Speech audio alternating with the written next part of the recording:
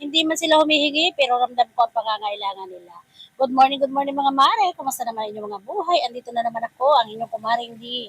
Ang inyong kumaring D na palagi nagsasabi, mahalin na talaga din po natin ang mga stray cat at stray dog sa ating paligid.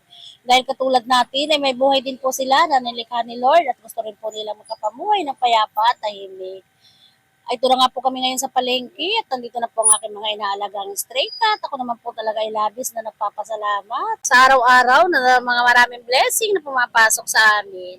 Salamat Lord sa blessing at salamat sa aking mga walang sawang suki na palaging tumatangkilik sa aking mga paninda.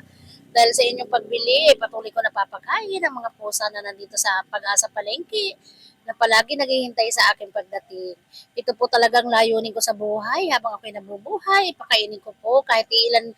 Hindi ko man kayang mapakain lahat, pero yung ilang mga pusa na palagi nandito sa akin sa Pag-asa Palengke na naghihintay, ay sila po ay sapat na upang makagawa ko ng kabutihan habang ako'y nabubuhay dito sa mundong ibabaw.